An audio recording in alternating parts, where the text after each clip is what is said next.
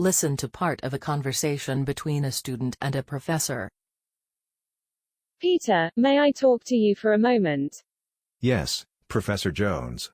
Is this about my absence on Monday?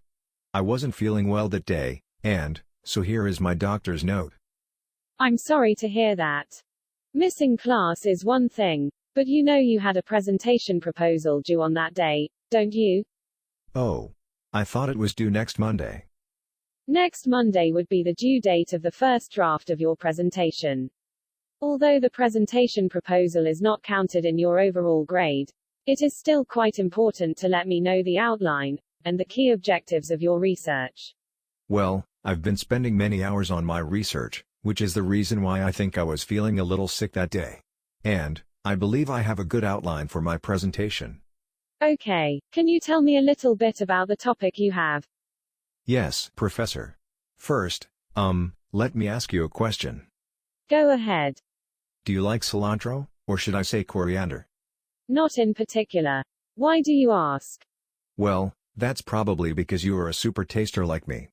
I don't like cilantro, or coriander because it tastes so bitter, which is one of the most common complaints by super tasters. Super tasters will often describe their experience of tasting cilantro as eating soap. Very interesting. And this theory is related to genetics?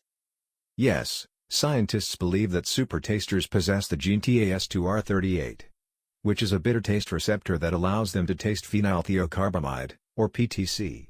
And some scientists argue that this super taster gene is associated with our evolutionary past.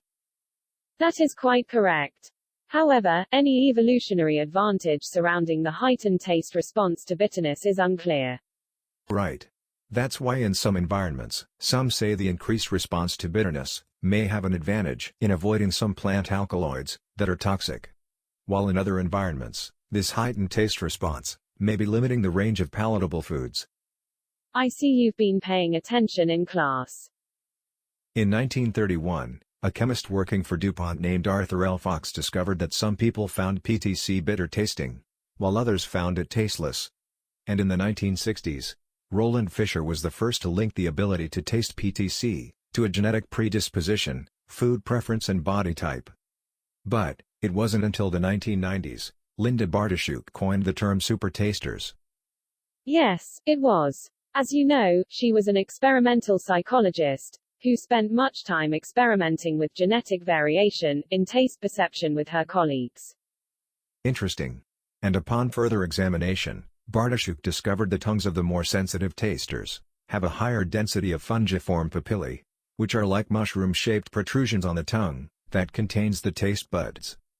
Super tasters generally have up to twice as many taste buds as those who are not, giving them a greater ability to taste what others could not. Because super tasters have highly tuned palates, sodium can taste saltier, sugar sweeter, and bitterness can be practically intolerable. Yes, and I suppose that makes perfect sense.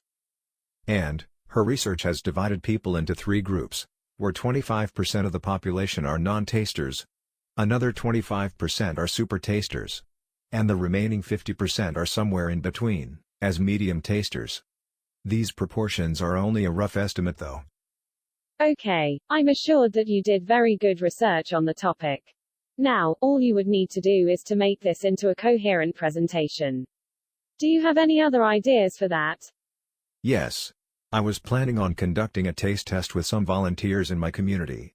Well, I'm not sure if I can get enough PTC test strips for this experiment, but I think the grocery store can provide me with blue food coloring and other options.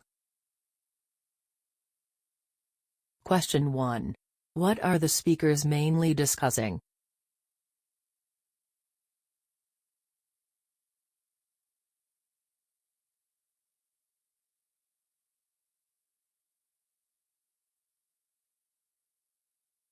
Question 2.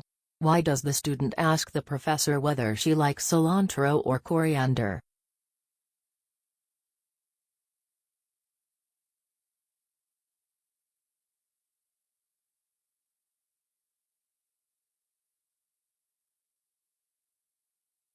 Question 3.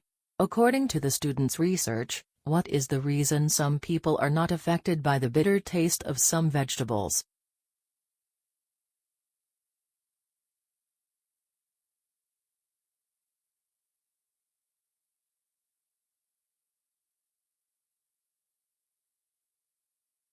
Question 4.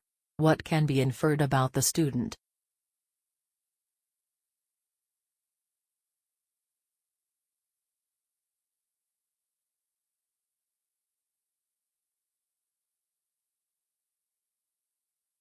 Question 5. Listen again to part of the conversation. Then answer the question. What does the student mean when he says this? Well, I'm not sure if I can get enough PTC test strips for this experiment, but I think the grocery store can provide me with blue food coloring, and other options.